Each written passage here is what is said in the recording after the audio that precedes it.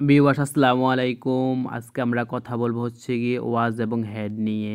এই দুইটাই কিন্তু আমরা পাস্ট টেন্সে ইউজ করে থাকি, পাস্ট টেন্সে ইঙ্গিত করে থাকে। তো এই দুইটা নিয়ে কিন্তু মোটামুটি আমরা এই দুইটা ব্যবহার নিয়ে আমরা মোটামুটি হেজিটেশনে পড়ে যাই। কখন যে ওয়াজ হবে, কখন যে হেড হবে। তো আজকের এই সংশয়টা এই ভিডিওর মাধ্যমে দূর করার চেষ্টা করব। আশা করি আপনারা বুঝতে পারবেন ভালো করে। তো প্রথমে আসি আমরা ওয়াজ নিয়ে। দেখুন নিচে একটা আমি বাক্য লিখেছি, আমি একজন ডাক্তার ছিলাম। তো এখানে যখন আমি ছিলাম তখন সেক্ষেত্রে ওয়াজ হবে। আর নিচে আরেকটা বাক্য লিখেছি, আমার একটা গাড়ি ছিল। যখন আমার মালিকানায় কোনো কিছু আছে এ, থাকবে তখন সেক্ষেত্রে আমরা হ্যাড নিব আর কি। তো প্রথম বাক্যটায় আসি।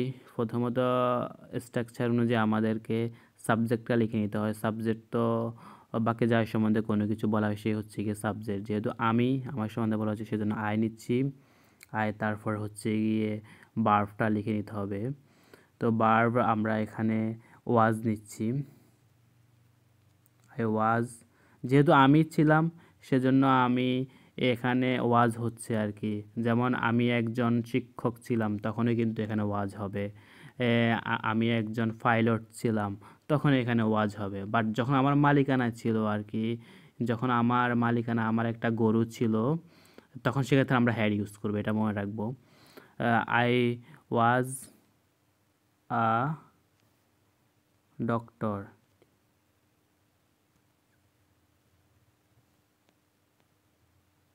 আই ওয়াজ আ ডক্টর, আমি একজন ডাক্তার ছিলাম।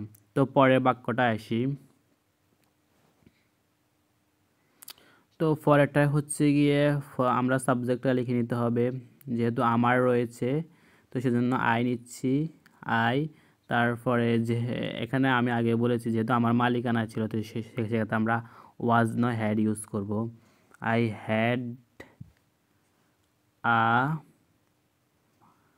হ্যাড আ তারপরে হচ্ছে গিয়ে কী ছিল, গাড়ি ছিল।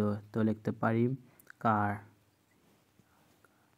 আই হ্যাড আ কার, আমার একটি গাড়ি ছিল। তো আশা করি ভিডিওটা আপনারা বুঝতে পারছেন এবং ওয়াজ আর হ্যাড নিয়ে কোনো সংশয় নেই।